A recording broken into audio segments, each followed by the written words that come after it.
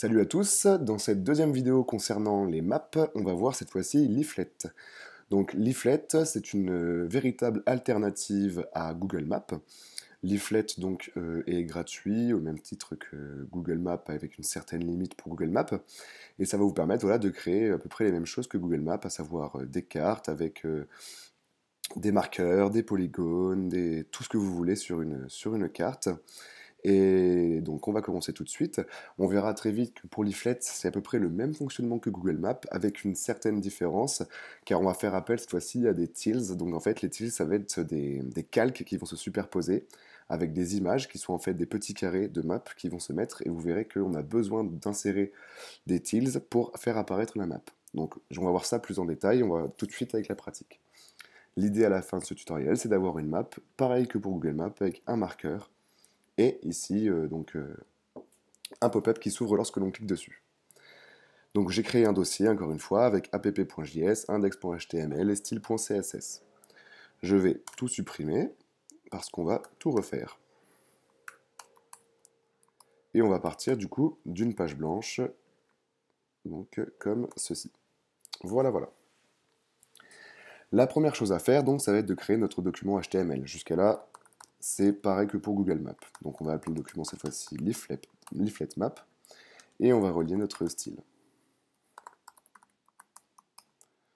Dans le body, on va faire pareil que pour Google Maps en créant une div ici qui aura l'id map. Jusqu'à là, on ne change rien. Et on va relier aussi notre fichier app.js à notre document HTML. Comme ceci.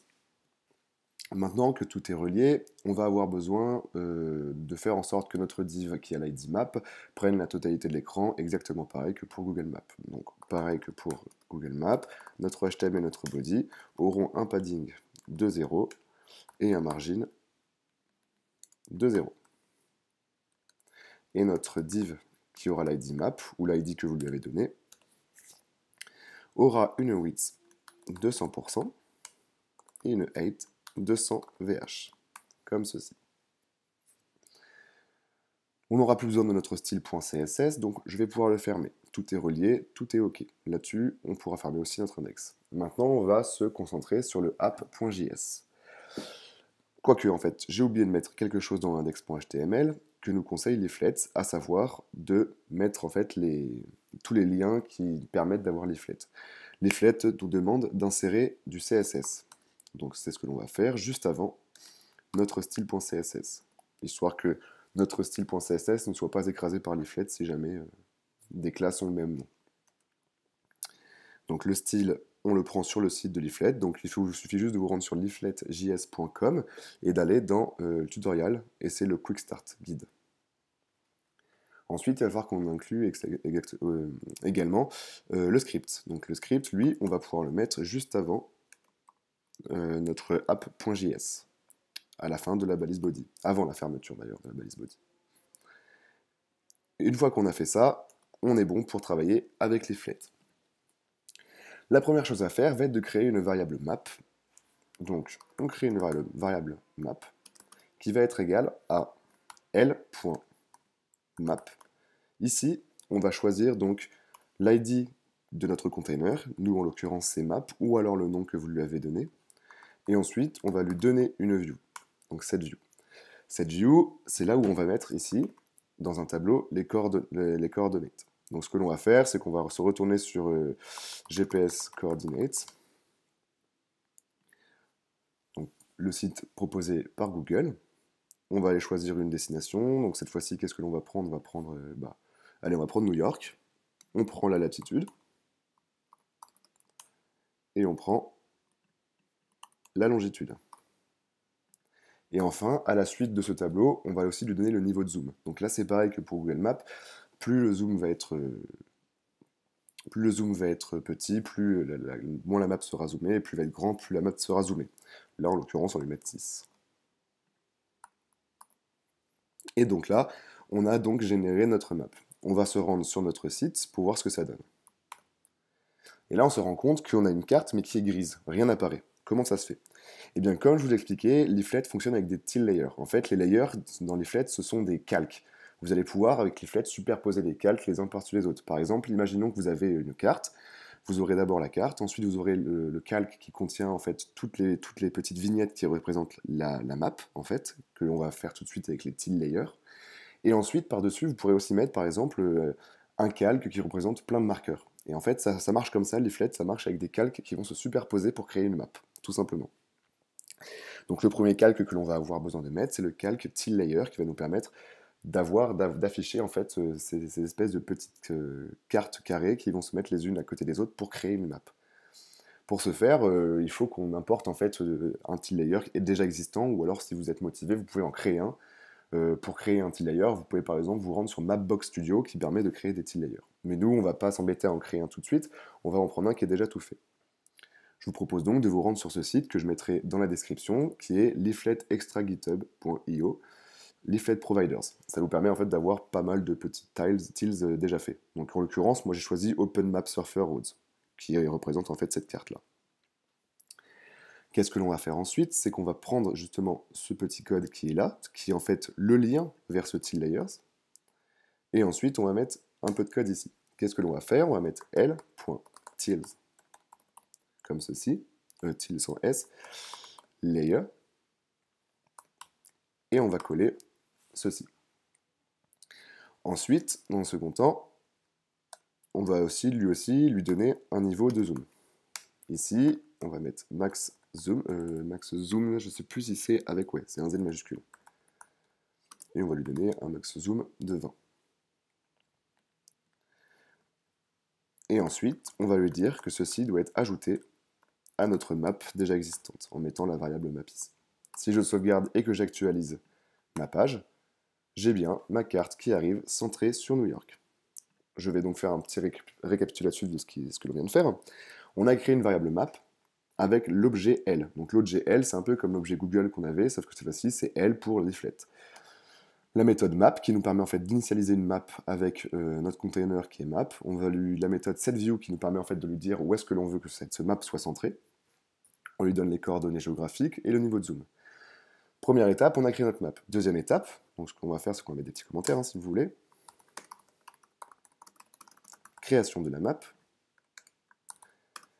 Création du calque image, on va dire.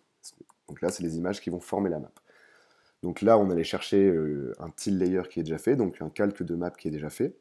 On lui donnait un niveau de zoom maximum, on aurait pu mettre encore plus ou encore moins, peu importe. Et ensuite, on l'a ajouté à la map avec la méthode addTo. Et donc, grâce à ça, on obtient une map. Maintenant, ce que l'on veut, c'est pouvoir ajouter un marqueur. On va mettre ici, ajout d'un marqueur. Comment on fait pour ajouter un marqueur? On va créer une variable marqueur, comme ceci. Cette variable marqueur prendra l'objet L, comme pour le leaflet, comme pour la map, et cette fois-ci, L marqueur. Elle prendra en paramètre les coordonnées sur lesquelles on veut mettre ce marqueur. Donc moi, ce que je vous propose, c'est qu'on va faire comme pour Google, on va créer une variable, que l'on va appeler NY pour New York. Cette variable prendra ce tableau-là en paramètre. Et du coup, ici, on n'aura plus qu'à mettre notre variable NY. Ici, on n'aura plus qu'à mettre notre variable NY pour ne pas avoir à répéter le tableau à chaque fois. Et ensuite, on pourra lui dire aussi add to map. On va sauvegarder, on va actualiser, et on a bien notre petit marqueur qui s'est affiché sur New York. Donc vous voyez que sur Leaflet, c'est assez simple également de créer une map assez rapidement avec un marqueur. On va même pouvoir lui ajouter une petite méthode à ce marqueur pour afficher un pop-up grâce à la méthode bindPopUp. Ajout d'un pop-up. Pour ce faire, on prend notre variable marqueur à laquelle on va assigner la méthode bindPopUp. Cette méthode prendra en paramètre le contenu du pop-up. En l'occurrence, on va vouloir que ça soit un H3, New York, USA. Comme ceci. On pourrait mettre juste une string normale. Là-dessus, c'est pareil que pour Google Maps, vous mettez ce que vous voulez à l'intérieur. On sauvegarde, et lorsque l'on va actualiser, on aura bien notre pop-up qui s'ouvre lorsque l'on clique dessus. Alors, au même titre que pour Google Maps, vous pouvez styliser votre map grâce justement par exemple à des till layers qui sont déjà faits, mais également grâce à Mapbox Studio. donc Macbox Studio, alors, va vous proposer de pouvoir créer un style layer tel que vous le souhaitez. Donc pour ça, je vous conseille quand même de regarder un petit tutoriel sur comment fonctionne le studio, parce que c'est vrai que c'est assez compliqué au début. Parce que par exemple, si on veut un style, on va prendre par exemple celui-là que j'avais fait pour les tests. Voilà, vous avez énormément d'infos à voir. Vous pouvez changer la couleur des ponts, la police, la couleur de l'eau. Enfin, vous pouvez changer un petit peu tout ce que vous voulez. Et à la fin, quand vous sauvegarderez, vous pourrez par la suite, comme par exemple ici, vous pourrez, par exemple en sélectionnant celle-ci, voilà, avoir ici l'URL du style que vous pourrez ensuite ajouter à votre style, ajouter à votre code ici pour avoir ce style-là pour votre map. Donc voici comment fonctionne Leaflet. Donc pareil que pour Google Maps avec l'objet L, à chaque fois que l'on va ajouter en fait un calque, donc un layer, on va à chaque fois mettre add to et on mettra notre map. Donc je trouve que la syntaxe est quand même un tout petit peu mieux fait que Google, parce qu'en fait c'est assez compréhensible, c'est-à-dire qu'on va à chaque fois donc dire générer une map et on va générer une vue. Ensuite on va ajouter sur la map le style layer, on va ajouter sur la map le marqueur. Donc c'est assez compréhensible, c'est assez simple d'utilisation et je vous conseille d'aller faire un petit tour sur la doc donc de Leaflet, sur le site de Leaflet, parce qu'il y a pas mal de choses intéressantes. Par exemple, rien que dans le Quick Start, ils vous apprennent déjà à faire un polygone de manière assez rapide.